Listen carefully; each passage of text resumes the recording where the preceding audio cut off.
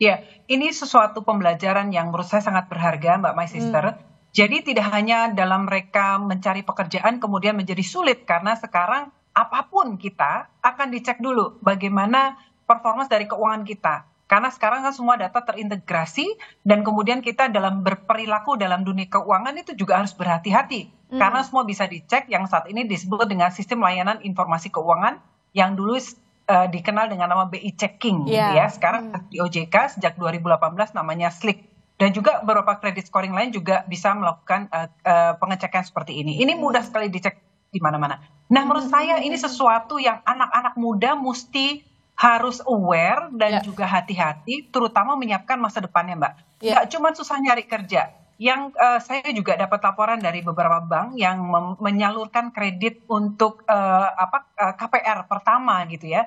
Banyak sekali anak-anak muda yang harusnya lebih penting beli rumah daripada beli hal-hal yang sifatnya konsumtif, jadi nggak bisa karena mereka sudah kesangkut di slipnya gitu. Nah, jadi saya melihat di sini tadi yang tayangan yang sebelum kita mulai tadi ada fenomena FOMO ya, fear of missing out. Terus kemudian fenomena ingin menjadi social climber, ingin cepat kelihatan kaya. Kemudian berbagai macam tampilan-tampilan crazy rich yang bikin anak muda nih jadi kepingin bergaya hidup hedon dan lain-lain.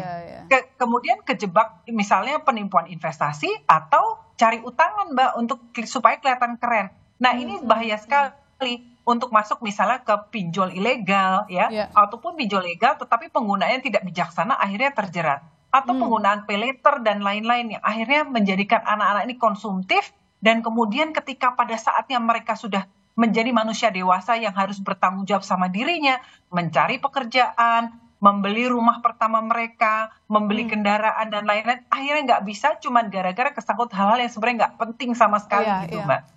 Kalau tadi dijelaskan oleh Bu Kiki bahwa memang ternyata ada laporan dari perbankan anak muda yang kini ditolak mengajukan KPR gara-gara skor kredit mereka yang buruk begitu.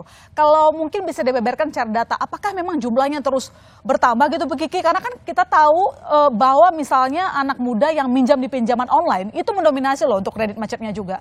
Nah, mungkin Bu Kiki bisa paparkan kepada kami berapa banyak anak muda yang akhirnya pengajuan KPR-nya ditolak gara-gara skor kredit mereka yang sangat buruk.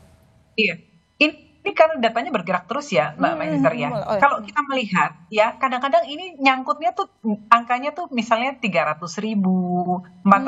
Karena kalau kita lihat, contohnya seperti satu kasus yang barusan sangat menjadi atensi semua pihak ya. Bagaimana di satu universitas ketika ada kegiatan penerimaan mahasiswa, itu kemudian mahasiswanya mendapat sponsor dari pihak, kebetulan dalam hal ini pay later ya, bukan pinjol. Bagaimana anak-anak muda ini dari awal bukannya diajarin, misalnya buka rekening bank, untuk kemudian belajar menabung, atau membuka rekening investasi reksadana atau apa, tapi ini dibukakan rekening untuk pay later yang anak-anak ini mendapat sampai dengan antara 100.000 sampai dengan 300.000 dipakai buat beli pulsa dan lain-lain. Akhirnya kan ini dari awal sudah diajarkan untuk mereka pinjam gitu ya, dan ini sangat nggak produktif. Jadi kalau kita lihat memang angkanya terus bergerak karena memang kalau kita lihat, Mbak ya, memang sekarang kan challenge kita selain tadi disampaikan juga gap antara indeks literasi dan inklusi yang cukup besar. Bagaimana masyarakat menggunakan produk jasa keuangan tapi nggak paham apa yang digunakan, termasuk tadi korban-korban tadi itu. Kemudian juga kita sedang dalam era digitalisasi. Ini suatu keniscayaan yang memang mau nggak mau kita suka nggak suka kita hidup di dalamnya, yang sudah memberikan kemudahan, kecepatan dan lain-lain, tapi juga ada risiko. Termasuk di dalamnya adalah penggunaan misalnya mekanisme seperti pinjaman online dan lain-lain pay later yang sangat mudah dengan urusan jempol aja, tapi kemudian konsekuensinya sangat besar di masa yang akan datang, begitu Mbak. Tapi di sini saya ingin menyampaikan juga, Mbak My Sister ya, bukan produknya yang salah ya, bukan produk pinjol yang salah atau pay later yang salah, tapi penggunaannya itu gitu.